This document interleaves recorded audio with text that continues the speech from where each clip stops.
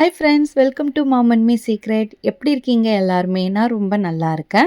இப்போ நம்ம ஒரு ஹேர் பேக் பார்க்க போகிறோம். ரொம்ப முடி கொட்டிருச்சு குழந்த பிறந்த அப்புறம். இப்போ பார்த்தீங்கன்னா டெலிவரிக்கு அப்புறம் நிறைய ஹேர் வந்து க்ரோத் இல்லாமல் பார்த்தா வறண்டு போயிருக்கும். அதுக்காக தான் ஒரு ஹோம் ரெமெடி, சூப்பரான ஹோம் ரெமெடி நான் ட்ரை பண்ணது. இதில் வந்து ப்ரோன்ஸ் அண்ட் கோன்ஸ் என்ன இருக்குது அப்படின்றத நான் சொல்கிறேன். இதை பார்த்தீங்கன்னா பச்சை பயிறு ஒரு உங்களுக்கு ஹேர் லென்த்துக்கு ஏற்ற மாதிரி நீங்கள் எடுத்துக்கோங்க. ஒரு 2 ஸ்பூன் அளவு போதும். உங்களுக்கு அதிகமான ஹேர் இருந்துச்சுன்னா அதிகமாக எடுத்துக்கோங்க. ஃபெனுக்ரிக் சீடு, அதாவது உங்களுக்கு வெந்தயம் தேவைப்படும். அதுக்கப்புறம் உங்களுக்கு ஆலி விதை, ஃப்ளாக்ஸ் சீட் சொல்லுவாங்க. இந்த 3 தான் வேணும். உங்களுக்கு இதில் வேணும்னா ஒரு வெங்காயம் நீங்கள் ஆட் பண்ணிக்கலாம். பட் நான் வெங்காயம் இதில் ஆட் பண்ணிக்கல.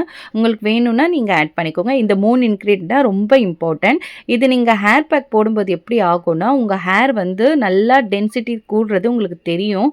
இது தொடர்ந்து ஒரு நாள் போட்டால் போதுமா, ஒரு தடவை போட்டால் போதுமானா வீக்லி 1 ஆவது நீங்கள் ஒரு தடவையாவது போடுங்க.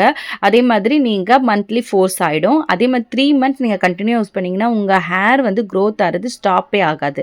இந்த நைட்டே நீங்கள் ஊற வச்சுடுங்க. இது மார்னிங் மிக்ஸி ஜாரில் போட்டு நல்லா கிரைண்ட் பண்ண வேண்டியது தான்.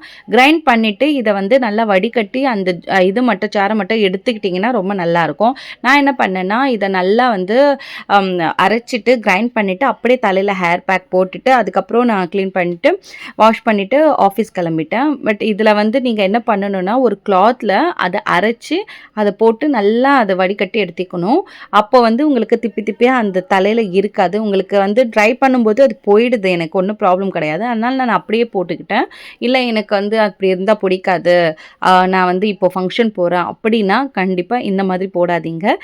ஹேர் பேக்கில் ப்ரோன்ஸ்னால் இது ரொம்ப நல்ல டென்சிட்டி கொடுக்கும். உங்களுக்கு நல்ல ஷைனு க்ரோத்துக்கு ஹெல்ப் பண்ணும். இதில் உங்களுக்கு ஆலி விதை இருக்குது, அது ஷைன் நேச்சுரல் ஸ்ட்ரெயின் கொடுக்கும். அதே மாதிரி அதில் ஒமேகா 3 ஃபேட்டி ஆசிட் நிறைய இருக்கிறதுனால உங்களுக்கு ஹேர் க்ரோத்துக்கு அது உதவும். ஃபெனுக்ரிக்கும் சேம் தான். அதே மாதிரி உங்களுக்கு பச்சை பயிர் வந்து டென்சிட்டி கூடுறதுக்கு ப்ரோட்டீன்ஸ் அது வந்து தலைக்கு ஹேருக்கு கொடுக்கறதுக்கு ரொம்ப யூஸ்ஃபுல்லாக இருக்கும். பட் இது கோல்டு ஆகும் அப்படின்னு நினச்சிங்கன்னா ஃபெனுக்ரிக்கை மட்டும் நீங்கள் இதுலேருந்து ஸ்கிப் பண்ணிக்கோங்க.